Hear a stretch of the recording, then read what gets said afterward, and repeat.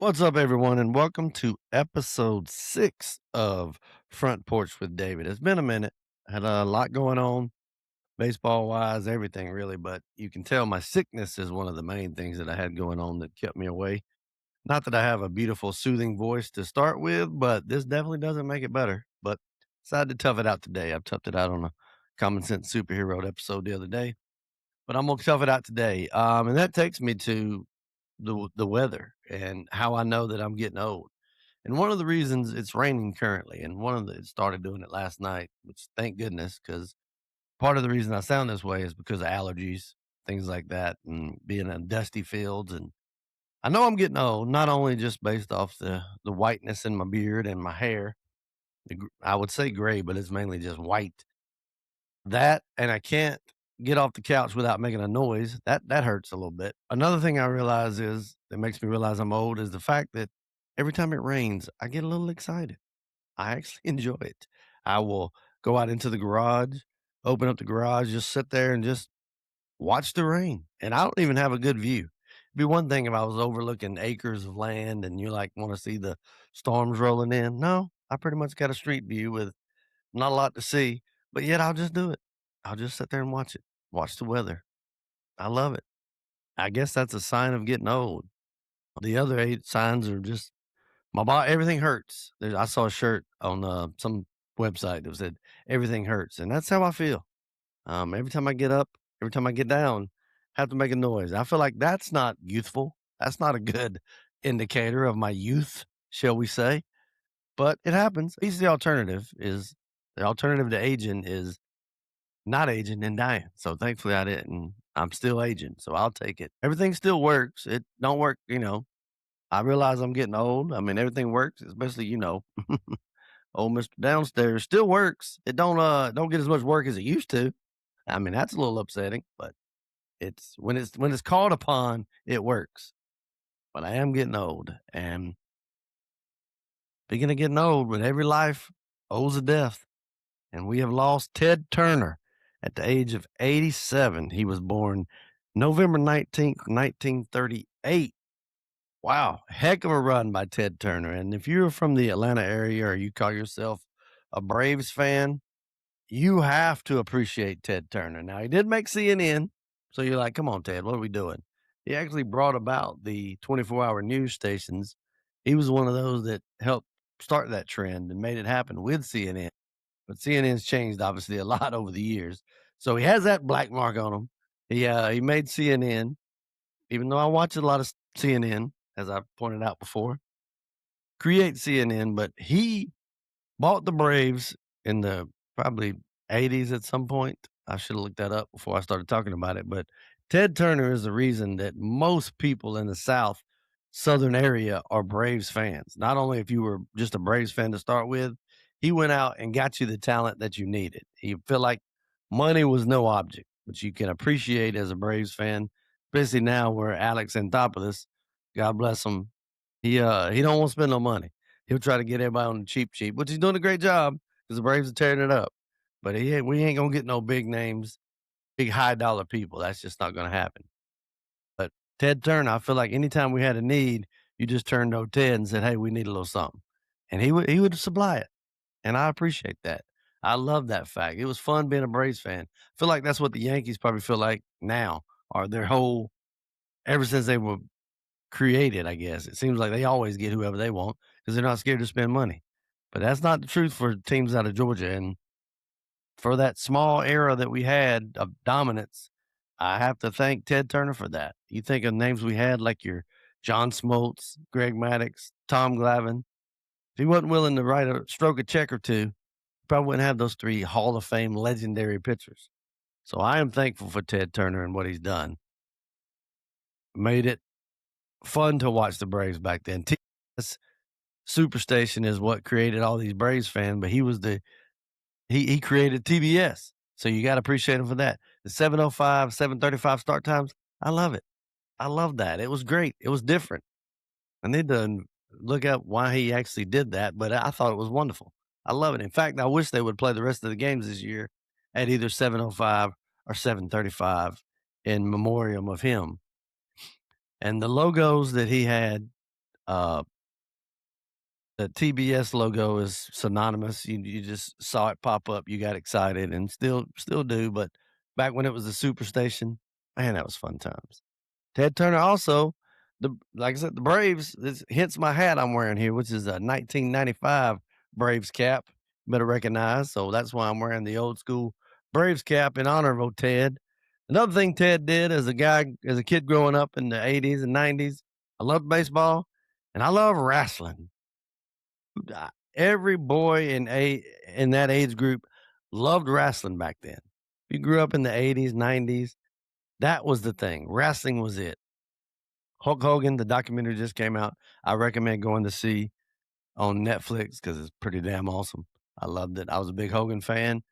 Kind of broke my heart when he ended up leaving WWF, but wasn't long after that Ted Turner said, "You know what? We need the Hulk in order to compete." He bought WCW, had WCW, and you had your Stings and all that. That was great, but you didn't have a big name. You had Dusty Rhodes, but he was a little long in the tooth. You had Ric Flair, but he was Ric Flair's Ric Flair, but he wasn't carrying things promotions back then, not like the likes of Hulk Hogan. So when Hulk Hogan decided to leave WWF, and I think he took his hand at doing movies, Suburban Commando, things like that. It never really took off. Thunder in Paradise, though, I did like, but that came till later. But he tried to make a few movies here and there, and it didn't go as well as he had hoped. So he wanted to go back into wrestling. So he ended up. Ted Turner said, "You know what? Give me the Hulk." And he stroked the check. He stroked whatever check he needed in order to get Hulk Hogan and to put WCW on the national map. It was already big in the southern area, but that put him on the national map. And he didn't stop there. As he started going on and on, everybody else saw the money that Hogan was making, and they were like, hold on now. So they started coming on down. Eric Bischoff took over as general manager of WCW, I believe, and he said anytime you wanted to go to Ted back in the day and he was like, "Hey, I need this, I need that," he'd get it for him. And look what that turned into. If we didn't have Ted Turner, we wouldn't have the Hulk in WCW. And if we didn't have the Hulk in WCW, by the Hulk, I mean Hulk Hogan, we wouldn't have got in NWO. And NWO was so big, you can't explain how big it was. So much got so big and popular, they ended up competing with WWF and Monday Night Raw, and not only competing, but winning 83 weeks in a row against WWF, who dominates the wrestling scene, as you know, especially nowadays. But back then, they didn't really have a whole lot of competition until Ted Turner came along and stroked that check and got all those former WWF guys. And I get it. Everybody's like, well, they were past their prime or whatever. Still, though, I love seeing Macho Man out there. It was so cool to see Macho Man with Hulk Hogan. You had Roddy Piper. You had big names that would come. But when they created NWO with Kevin Nash and Scott Hall, I could probably do a whole show on that later with the impact of NWO. That was just so awesome. So much fun. You never knew what was going to happen. Obviously, you knew it was scripted, it wasn't real. But for a brief second there, you were like, damn, this might be real. This might really be, they might really be invading. That's how realistic it was and how well it was done back then. I kind of missed the, as they call kayfabe back then, where you kept it under wraps that it was scripted. Now, I don't want to say fake because they still got to take the bumps. But I was watching the side note. I was watching the Unreal, I think it's called, on Netflix about the WWF behind the scenes and all that.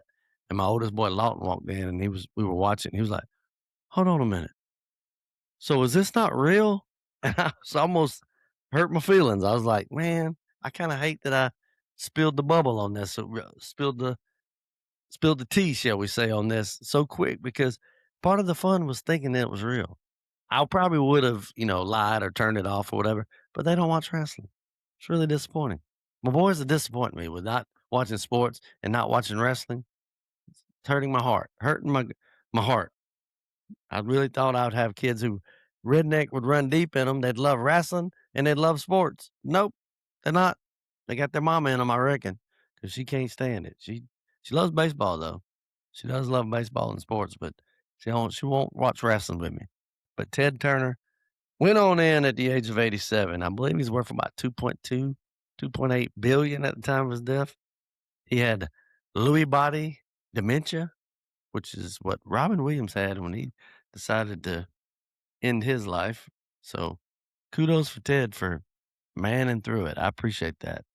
Married, famously married Jane Fonda, Hanoi Jane, as we call her. Look, f- good actress. Got to give it fitness. She took over the 80s in fitness, made everybody want to do aerobics. Little kooky when it comes to politics, okay? She seems to want to go for everybody against America. She was all for it, which I can appreciate your peace loving state. She wants everybody to have peace. I'm like, great. Tell them to go first. That's all I can say. So Jane Fonda has a side to her, shall we say. A little kooky, but you got to give it to her. She was smoke show back then. Even in her late, was she probably 70 when she married Ted Turner? Maybe, no, not 70, probably 50, 60. But even today, still looks good. She's still funny in some of her shows. She does. But Ted Turner married her and said it was the love of his life. Another love of his life was buying land. My man was at one point the biggest landowner in the United States and single handedly, it seems, brought back the buffalo, the bison buffalo. He went and bought a bunch of land out in Montana, whatnot, and ended up breeding them. And I don't know if we'd have buffalo roaming today in the United States if it wasn't for Ted Turner. So you got to give him props for that. And Ted's Montana Grill, don't sleep on it. Do not sleep on it. The little pickle things they give you, delicious. Now you can keep your shitty ass straw. Okay. Your straw is shitty. I appreciate it. I like the fact that you want to have a recyclable straw or whatever, but 3 sips in my sweet tea and the damn thing's falling apart in my mouth. I don't want that paper in my mouth. Good grief. But Ted's Montana Grill, kudos. Big props. Gotta love it. Another thing today I want to talk about is remember a while back, if you're local, especially, the sheriff of Hall County, Gerald Couch, got arrested for drinking Four Locos early in the morning. My man got a DUI like super early in the morning. He'd been up all night drinking Four Locos in his police vehicle, state vehicle. Brian Kemp, I guess because you're in that level, Brian Kemp is the one who does the suspension. So I think they have him on suspension for the moment till they figure out the case and maybe goes to court and everything. But the other day, I'm a paper reader. I still get the physical copy of the paper, and I got this yesterday that came up. Suspended Hall County Sheriff arrested again in Dawsonville. My man was riding to Dawsonville. I guess he had to go to the outlets. Maybe he needed some new shoes, or maybe he needed a polo shirt. I used to work at the polo outlets in Dawsonville. $29 polo when they had that sale when it was $29 for a polo shirt. I loaded up. Okay. So if they had a $29 polo sale, I get it. You got to go. But he was arrested for failure to maintain lane. If you're going to be driving illegally, which he was as well, because his permit did not allow him to go outside of that jurisdiction, he was driving on a limited driving permit outside the allowed conditions. If you're going to do that, how about you maintain your lane? I'm just saying it's kind of important. All right. Like if you're going to be drinking, if you're going to be high as a kite, you might want to drive safe. Ironically, if you high as a kite, I think you drive more safe than obviously if you're drinking, you're not driving safe at all. But if you're driving high as a kite, I think you drive pretty safe. So kudos to them for that. If you're going to drive high. That is not an endorsement of that. Don't, don't listen to my logic. But what you don't do is drive on a suspended license if you're Hall County Sheriff Gerald Couch. Get your stuff together, bro. Brian Kemp, I appreciate it. You got to suspend him till everything goes through. But at this point, if he's that stupid, you don't need him as a sheriff. He can't come back as sheriff. I mean, if he's dumb enough to get caught twice, like driving like this, then he don't need to be in a position where he's over people. I assure you that. If I had to go conspiracy theory wise, though, somebody's out to get you. Somebody was watching you. They knew you were gone. They were like, "Oh, we're gonna watch him." You pissed off somebody, buddy, because they came and found you that morning with them Four Locos. And otherwise, why would they have pulled over a cop? But somebody's out to get them. You made somebody mad. You upset somebody by writing somebody up. You need to get you right. Get right, Gerald Couch. Okay. But that's it for today. Another episode. This is episode 6 of Front Porch with David. I'm gonna try to get back more regular on this. with other topics and whatnot. But I did want to touch on Ted Turner and his importance for Braves country and for people who watched wrestling back in the day. Billionaire Ted, he made it fun. It was enjoyable. And I also wanted to touch on Gerald Couch. Come on, bro. Sheriff, get right. Get right. I don't know what's going on with these sheriffs lately. Maybe there needs to be a study into that.